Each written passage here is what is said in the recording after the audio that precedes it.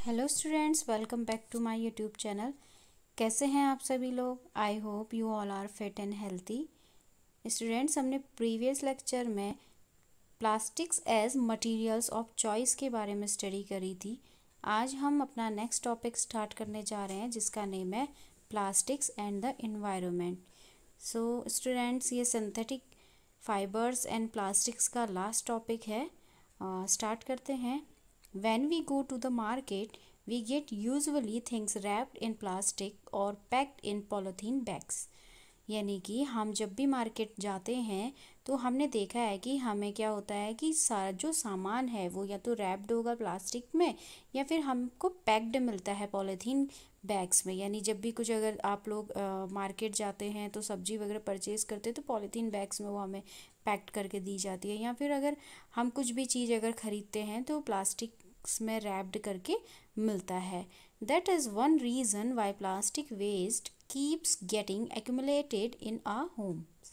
यानी यही एक रीज़न है कि प्लास्टिक हमारे डे बाय डे क्या हो रहा है, हमारे घरों में यानी हमारे होम्स में एक्यूमुलेटेड हो रहा है, यानी इकट्ठा होता जा रहा है। ठीक है। Ultimately plastic find its way in the garbage. Disposal of plastic is a major problem. Why? यानी यहाँ पे क्या हो रहा है, जिसके कारण क्या हो रहा है, हम मार्केट में कुछ भी चीज़ परचेज करते हैं तो वो हमें प्लास्टिक्स के बैग्स में मिलता है। ठीक है। जिसके कारण क्या होता है कि हमारे घर में वो प्लास्टिक्स बैग्स क्या होते हैं, इकट्ठे होते जाते हैं, यानी एक्यूमुलेटेड होते जाते हैं। और जिस कारण क्या करते हैं, हम उन प्लास्टिक्स बैग्स को फिर अपने कूड़े में फेंक देते हैं, है ना, गार्बेज में फेंक देते हैं। क्योंकि क्या होता है, वो एक तरीके से हमारे लिए अनयूज्ड है, यानी हम उसको क्या करेंगे, फेंक देंगे, अपने गार्बेज में डिस्पोज कर देंगे। अब यहाँ पे बेटा क्वेश्चन आता है कि अगर हम जब डिस्पोजल करते हैं प्लास्टिक का, ये एक मेजर प्रॉब्लम बन चुकी है आज के लाइफ स्टाइल में, ये एक बहुत बड़ी प्रॉब्लम हो चुकी है। और ऐसा क्यों है? Okay, why it is material which gets decomposed through natural processes such as action by bacteria is called biodegradable। यानी बेटा यहाँ पे एक बायोडिग्रेडेबल की आपको डेफिनेशन दी गई है कि ये होता क्या है। देखो बेटा, बायोडिग्रेडेबल होता क्या है, जब क्या होता है ना, कुछ ऐसे मटेरियल्स होते हैं जो डिकम्पोज्ड हो जाते हैं थ्रू नेचुरल प्रोसेसेस के थ्रू। ठीक है। यानी कि कुछ ऐसे बैक्टीरियाज हैं, फंजाई हैं, या फिर हम एनिमल्स के केसेस में देखें तो इंसेक्ट्स हैं, तो ये क्या कर देते हैं बेटा, ये डेड एंड डिकेइंग मटेरियल को क्या करते हैं, ईट करते हैं।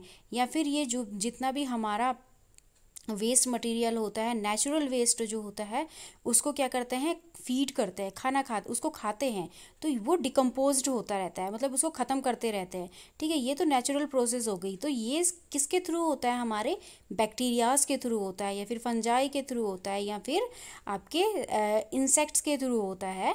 तो ये कहलाता है आपका बायोडिग्रेडेबल। यानी बायोडिग्रेडेबल एक ऐसी प्रोसेस है जहाँ पे क्या होते हैं, मटेरियल्स को डिकम्पोज्ड किया जाता है through the help of by the help of a bacteria, fungi और insects. Okay, that is called a biodegradable. अब यहाँ पे बात आती है बेटा नॉन बायोडिग्रेडेबल की। यानी नॉन बायोडिग्रेडेबल क्या है? नॉन बायोडिग्रेडेबल भी एक ऐसी प्रोसेस है जिसमें क्या होते हैं, materials which is not easily decomposed by a natural process. Okay, यानी यहाँ पे क्या हो रहा है कि ये जो मटेरियल्स हैं वो ईजिली डिकम्पोज नहीं हो पा रहे हैं नेचुरल प्रोसेस से। यानी नेचुरल प्रोसेस क्या है कि नेचुरली जो हमारे बैक्टीरियाज हैं वो उसको फीड कर रहे थे, तो वो उसको ख़त्म कर दे रहे थे, है ना। अब अगर कोई भी प्लांट की लीफ अगर डेड हो गई है तो वो क्या हो जाएगी, नीचे गिर जाएगी, फॉल डाउन हो जाएगी। और वो नीचे गिरेगी तो अब आपने कभी कभी देखा होगा कि आप लोग क्या करते हैं, कोई अगर लीफ नीचे गिरी है तो कुछ टाइम बाद आपने देखा है कि उसमें क्या बन गई है, एक वेब सा फॉर्म हो गया, जाल सा फॉर्म हो जाता है। तो दैट मीन कि वो डिकम्पोज्ड हो चुकी है, किसके थ्रू, हमारे बैक्टीरियाज, इंसेक्ट्स, या फिर फंजाई के थ्रू, या किसी हम इन चीज़ों से ये डिकम्पोज्ड हो गई है, नेचुरली ये डिकम्पोज्ड हो गई है। तो ये हो गया हमारा बायोडिग्रेडेबल। या फिर आप अगर अपना किचन वेस्ट देखिए, अगर आप कुछ भी जो अगर फ्रूट खा लिया, मान लिया आपने बनाना खा लिया, उसका जो आउटर कवरिंग है यानी छिक्कल जो उसका है, उसको आप क्या कर देंगे, थ्रो कर देंगे, फेंक देंगे। तो कुछ टाइम बाद आप अब देखेंगे कि वो जो छिक्कल था वो कहाँ है, वो ख़त्म हो चुका है, वो सॉइल में मिक्सअप हो चुका है, यानी डिकम्पोज्ड हो चुका है। Okay, that is called a biodegradable. लेकिन वही चीज़ अगर आप चिप्स की पैकेट से चिप्स को खाते हैं तो और पैकेट को आप फेंक देते हैं नेचुरली कहीं बाहर अपने गार्डन वगैरह में, तो आज भी अगर आप देखेंगे तो वो पैकेट ही है। और आप अगर उसको 3-6 मंथ तक भी अगर आप उस पैकेट को वहाँ पर देखते हैं तो वो बिल्कुल भी डिकम्पोज नहीं होता है। ठीक है, यानी a material which is not easily decomposed by a natural process is termed as a non biodegradable। आ गया समझ में आपको? तो लुक एट द टेबल 3.3। चलिए अब हम टेबल 3.3 को देखते हैं। तो यहाँ पे बेटा टाइप ऑफ वेस्ट लिखे हुए हैं, यानी कुछ तरीके के ऐसे वेस्ट लिखे हैं जो जिनका बताया गया है कि उनका अप्रॉक्सीमेट टाइम क्या है डीजेनरेट होने का और नेचर ऑफ मटेरियल कैसा है। ओके, नाउ अगर आप देखते हैं peels of vegetable and fruits left over food stuff etcetera, यानी आपने देखा है कि सब्जियां जब छीली जाती हैं, फ्रूट्स की जब कवरिंग हटाई जाती है, छिलते हैं उनको, पील ऑफ करते हैं, तो उनमें से एक वेस्ट निकलता है। अब उसको अगर हम फेंक दें तो उसको देखेंगे कि 1 to 2 वीक्स में वो क्या हो जाता है, ख़त्म हो जाता है। ठीक है, यानी डिकम्पोज हो जाता है। तो ये क्या हो गया बेटा, बायोडिग्रेडेबल वेस्ट। ठीक है, नेचुरल, इसका नेचर कैसा, बायोडिग्रेडेबल, यानी बायोडिग्रेडेबल हो जाएगा, ये इजीली क्या हो जाएगा, नेचुरल प्रोसेस से क्या हो जाएगा, डिकम्पोज हो जाएगा। अब पेपर की बात करें तो ये टाइम पीरियड लेता है आपका 10 to 30 डेज का, ये भी बायोडिग्रेडेबल है। Okay, now cotton cloth 2 to 5 months, यानी it also biodegradable. Would 10 to 15 years, biodegradable. woolen cloths about a year, biodegradable. Tin, aluminium and other metal cans 100 to 500 years, that mean it is a non biodegradable, यानी ये बहुत समय ले रहा है, ये easily नहीं हो पा रहा है। ठीक है, तो that mean कि ये क्या है, नॉन बायोडिग्रेडेबल है। प्लास्टिक बैग्स की अगर बात करें तो बेटा ये सेवरल ईयर्स तक क्या रहता है, प्लास्टिक बैग्स ऐसे ही रहते हैं, दैट मीन कि it is also a non biodegradable waste। Okay, now since plastic takes several years to decompose, it is not environment friendly, यानी कि बेटा ये जो प्लास्टिक है ये बहुत साल लेता है डिकम्पोज होने में, यानी ख़त्म होने में ये बहुत लॉन्ग टाइम लेता है। और इसीलिए इसको हम क्या बोलते हैं कि ये इन्वायरमेंट फ्रेंडली नहीं है, यानी कि हमारे इन्वायरमेंट के लिए ये बिल्कुल भी अच्छा नहीं है। हमने अभी प्रीवियस क्लास में बात करी थी कि अगर किसी भी मटेरियल की या किसी भी चीज़ की अगर एडवांटेजेस है तो डिसएडवांटेजेस भी होती ही हैं। It causes environmental pollution. अब देखो यहाँ पे क्या हो रहा है कि जो प्लास्टिक है वो कहीं ना कहीं क्या कर रहा है, पोल्यूशन कॉज कर रहा है ना, वो बढ़ता जाएगा। अगर हम उसको अगर ख़त्म करना चाहें, यानी कि अगर उसे बर्निंग के प्रोसेस से ख़त्म करना चाहें तो वो क्या होगा, तब भी पोल्यूशन क्रिएट करेगा, यानी उस पर जो फ्यूम्स निकलेंगी वो बड़ी गंदी, मतलब बहुत ज़्यादा क्या होंगी, हार्मफुल होंगी हमारे इन्वायरमेंट के लिए। तो क्या हो रहा है कि वो कहीं ना कहीं पोल्यूशन क्रिएट कर रहा है, ना तो वो डिकम्पोज हो रहा है और ना ही अगर उसको हम जलाते हैं तो भी वो क्या होता है, पोल्यूशन क्रिएट करता है। तो it causes environmental pollution. Beside the burning process in the synthetic material is quite slow and it does not yet completely burn easily, यानी यहाँ पे क्या हो रहा है कि अगर हम बर्निंग प्रोसेस देखें सिंथेटिक मटेरियल्स की तो वो बहुत मतलब थोड़ा क्वाइट स्लो है, धीरे धीरे हो रही है। And it does not get completely burn easily, ये भी क्या है, एक तरीके से सिंथेटिक मटेरियल है कि नहीं है, plastic also a synthetic material. तो ये इसकी बर्निंग प्रोसेस, चलो हमने बोला कि ये डिकम्पोज नहीं हो रहा है, नेचुरल प्रोसेस है, इसको कोई इंसेक्ट या बैक्टीरियाज नहीं फीड कर रहे हैं, खा नहीं रहे हैं, तो हम क्या कर देते हैं, इसको बर्न कर देते हैं, यानी कि जला देते हैं। अब हमने इसको जलाया तो ये भी क्वाइट स्लो प्रोसेस है, इसमें क्या हो रहा है कि ये कम्प्लीटली नहीं जलता है। कभी भी आप प्लास्टिक को अगर जला के देखते हैं तो वो कम्प्लीटली नहीं जलता है बेटा। इन the process it releases lots of poisonous fumes into the atmosphere causing air pollution। बेटा इसकी प्रोसेस में क्या हो रहा है, जब आप उसको बर्न कर रहे हैं, burning process of the plastics, इसमें क्या होता है कि यहाँ पे ये बहुत सारी पॉइजनस फ्यूम्स को प्रोड्यूस करता है ना, यानी पॉइजनस फ्यूम्स प्रोड्यूस करेगा तो क्या होगा, उससे कुछ ऐसी गैसेस रिलीज होंगी, है ना, जो क्या करेंगी, हमारे एटमॉस्फेयर को क्या करेंगी, एयर पोल्यूटेड करेंगी, है ना। तो वो यही कह रहा है कि ये प्रोसेस से क्या होता है कि रिलीज होती है lots of poisonous fumes into the atmosphere, जो कॉज करता है एयर का pollution. How can this problem be solve? अब ये प्रॉब्लम कैसे सॉल्व हो सकती है, सोचो जरा कैसे होगी बच्चों। यानी कि एनसीईआरटी बोलती है avoid the use of plastics as far as possible. यानी आपको क्या करना होगा, यहाँ पे प्लास्टिक्स के यूज को अवॉइड करना होगा, ठीक है। यानी कि हमें कम से कम इसका यूज करना होगा, अगर हो सके तो ना ही करें। Make use of bags made of cotton और jute when you go for a shopping. यानी आप जब भी कहीं मार्केट वगैरह जाते हैं तो आपको हमेशा ये माइंड में रखना चाहिए कि आपको क्या लेके जाना है अपने साथ। अगर आप कुछ परचेज करने जा रहे हैं तो कॉटन के बैग्स या फिर जूट के बैग्स, ठीक है, शॉपिंग के लिए। The biodegradable and a non biodegradable waste should be collected separately and dispose of separately. यानी एक चीज़ और हमें ध्यान में रखनी है, हमने क्या करना है, अपने होम का वेस्ट यानी अपने घर का जो वेस्ट है हमारा, बायोडिग्रेडेबल और नॉन बायोडिग्रेडेबल, उनको क्या करना है, अलग अलग सेपरेटली डिस्पोज करना है। यानी आपने जितना भी बायोडिग्रेडेबल वेस्ट है, वो जो नेचुरल वेस्ट है उसको एक साइड एक डस्टबिन में डालिए, और जो दूसरा वेस्ट है जो हमारा नॉन बायोडिग्रेडेबल वेस्ट है उसको आप अलग से डिस्पोज कीजिए। Now practice this in your homes, ठीक है। Can you suggest some other ways in which you can contribute towards reducing the use of plastic material? क्या आप सजेशन दे सकते हैं कि कुछ ऐसे अलग कुछ अदर वेज हो जिससे कि हम क्या कर सकते हैं कि इन प्लास्टिक मटेरियल का रिड्यूस कर सकते हैं, मतलब उनको कम कर सकते हैं? तो कुछ सजेशंस आपके पास होंगे तो दीजिए। It is better to recycle the plastic waste. यानी अब हमारे पास क्या कह रहे हैं कि एनसीईआरटी हमें क्वेश्चन भी पूछती है और साथ ही साथ आंसर्स भी दे देती है ना। It is better to recycle the plastic waste, ये कह रही है कि हमारा बेटर होगा अगर हम क्या करेंगे, उन प्लास्टिक वेस्ट को रिसाइकल करेंगे, यानी दोबारा से यूज़ करेंगे। यानी अभी जैसे हमारी चेयर है वो टूट चुकी है, ठीक है, तो वो क्या होगा कि फिर से उसको मेल्ट करके एक नई फिर से चेयर फॉर्म या फिर कुछ और मटेरियल उसका बन सकता है ना। तो उसे रिसाइकल करेंगे, यानी दोबारा से हम उसको बना के यूज़ करेंगे। Most of the thermoplastics can be recycled. यानी यहाँ पे क्या कहा जा रहा है कि थर्मोप्लास्टिक्स जो हैं वो क्या होते हैं, रिसाइकल किए जाते हैं। Make a list of items that can be recycle. अब आप एक लिस्ट प्रिपेयर कीजिए जिससे कि हम प्लास्टिक मटेरियल को रिसाइकल करते हैं। However during recycling certain colouring agents are added. यहाँ पे क्या होता है कि जब हम रिसाइकलिंग करते हैं प्लास्टिक मटेरियल्स की, प्लास्टिक आर्टिकल्स की, तो यहाँ पे उनमें कलर्स ऐड किए जाते हैं, ठीक है। This limits it's usage specially for storage of food. ये लिमिट्स क्या है, यहाँ पे यूज़ क्या हो रही है, स्टोरेज, स्पेशली ये यूज़ किस लिए हो रही है, स्टोरेज ऑफ फूड के लिए, ओके।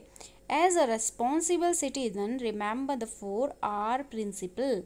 यानी यहाँ पे क्या हो रहा है, अगर आप रेस्पॉन्सिबल सिटीजन्स हैं अपनी कंट्री के, तो आपको एक चीज़ रिमेंबर करनी चाहिए, ध्यान में रखनी चाहिए कि आप इस 4R प्रिंसिपल को क्या रखें, अपने माइंड में सेट कर दीजिए। यानी कि reduce, reuse, recycle and recover.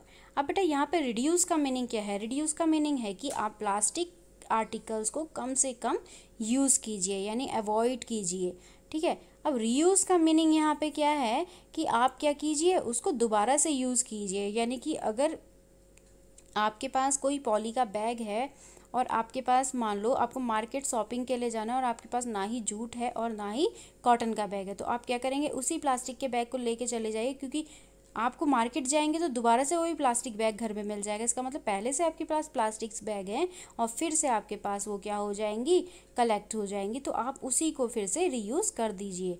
अब रिसाइकल की बात करते हैं कि जितना भी हमारा मटेरियल है, आर्टिकल है, अगर वो कुछ टूट जाता है या फिर कुछ भी हो उसके साथ हो गया, ख़राब हो गया, तो आप उसको फिर से रिसाइकल कर सकते हैं, यानी फिर से यूज़ कर सकते हैं, ठीक है। और रिकवर की बात हो गई यहाँ पे, 4R कहता है रिकवर, तो आप उसको आप क्या करना है, उसे प्रोटेक्ट करना है, ठीक है।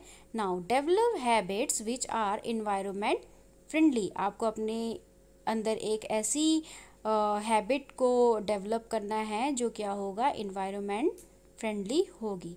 नाउ हेयर बॉक्स चलिए हम इसको भी पढ़ते हैं। Have you ever seen a garbage dump where animals especially cows are eating garbage?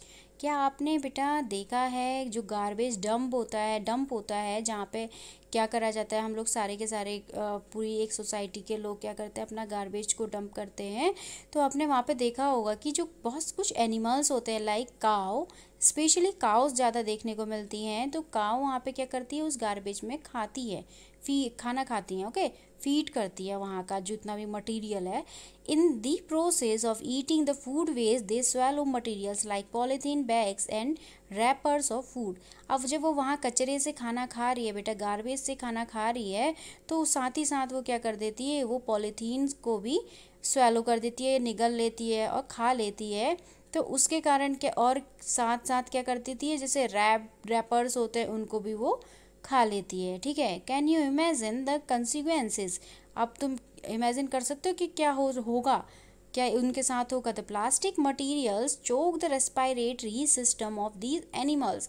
यानी अब यहाँ पे क्या हो रहा है कि जो प्लास्टिक मटीरियल्स उसने जो खा लिया था बच्चों, जो गाय फीड कर चुकी थी, वो क्या कॉज करेगी उसके अब जब उसने खा लिया तो वो कॉज क्या करेगी उसके साथ, तो वो क्या कर रही है बेटा, उसकी जो रेस्पायरेटरी सिस्टम है उस एनिमल की, यानी काऊ की जो रेस्पायरेटरी सिस्टम है उसको क्या कर देगी, चोक कर देगी, बंद कर देगी, एक लेयर फॉर्म कर देगी और forms a lining in their stomachs. और उसके जो स्टमक है उसमें एक लाइनिंग फॉर्म कर दे रही है, जिसके कारण क्या हो जाता है कि काऊ की डेथ हो जाती है। Okay, now the poly bags carelessly thrown here and there are responsible for clogging the drains too। यानी यहाँ पे क्या हो रहा है, देखो कुछ जो इर्रेस्पॉन्सिबल सिटीजन्स होते हैं वो क्या कर देते हैं, पॉली बैग्स को कहीं पे भी फेंक देते हैं। यानी वो अपने बिल्कुल भी रेस्पॉन्सिबिलिटीज़ नहीं दिखाते हैं अपने इन्वायरमेंट के बिहाफ पे, कि वो कहीं पे भी क्या करेंगे, चिप्स खाया तो फेंक दिया, ठीक है, चॉकलेट्स खाई तो फेंक दी, कैंडी खाई तो रैपर फेंक दिया, कहीं पे भी कुछ भी अपना गार्बेज क्या कर देते हैं, थ्रोन कर देते हैं, फेंक देते हैं। तो उसके कारण क्या होता है बेटा, कभी कभी हमारे जो ड्रेन्स होती हैं, यानी नालियाँ जो होती हैं वो ब्लॉक हो जाती हैं। ठीक है, sometimes we are very careless and thrown the wrappers of chips, biscuits and other eatables on the road और इन द पार्क और पिकनिक प्लेसेस। कभी कभी हम लोग क्या कर देते हैं कि हमने जैसे अभी कुछ देर पहले बोला कि चिप्स बिस्किट्स के जो भी पैकेट्स हैं या जो भी हमारे ईटेबल मटेरियल के जो रैपर्स हैं उनको हम पार्क्स या पिकनिक प्लेसेस में क्या कर देते हैं, थ्रो आउट कर देते हैं, वहीं पे फेंक देते हैं, वहीं हमने मस्ती करी और वहीं पे अपने रैपर्स भी खाए, मतलब रैपर्स के अंदर जो मटेरियल है वो खाया और रैपर्स को क्या कर दिया, वहीं फेंक दिया। ओके, तो ये भी क्या कर रहा है, एक तरीके से पोल्यूशन कॉज कर रहा है ना। Should we not think twice before doing so? मतलब हम क्या करते हैं कि एक बार भी सोचते नहीं हैं कि उससे क्या होगा, और ऐसा करने से पहले बिल्कुल भी नहीं सोचते। ठीक है, as a responsible citizen what measures do you suggest to keep public place clean and free of plastic? अच्छा, ये बताइए मुझे कि एक रेस्पॉन्सिबल सिटीज़न होने के नाते आप लोगों को क्या करना चाहिए कि आपकी जो पब्लिक प्लेसेस हैं वो क्लीन रहे, फ्री ऑफ प्लास्टिक्स रहे। कुछ सजेशंस जो आपको आपने मेज़र किए हो तो वो आपको यहाँ पे बताने हैं। Now one more box here, fibre vice. देखो इसमें क्या है, फर्स्ट पॉइंट है do not throw plastic bags in the water bodies और ऑन द रोड। यानी हमको बिल्कुल भी क्या नहीं करना है बेटा, किसी भी वाटर बॉडी में हमें प्लास्टिक बैग्स को नहीं फेंकना है। हमने जो चिप्स ईटेबल जो भी हमारे रैपर्स हैं उनको भी नहीं फेंकना है, रोड में नहीं फेंकना है। ओके, क्योंकि they all are cause a pollution. Okay, a second point है, take a cotton carry bag और jute bag while going for a shopping. यानी आपको ध्यान में रखना है हमेशा कि आप जब भी शॉपिंग करने जाएं तो आप अपने साथ कॉटन का बैग या फिर जूट का बैग हमेशा साथ लेके जाएं। And now third point is try to minimize the use of plastic materials।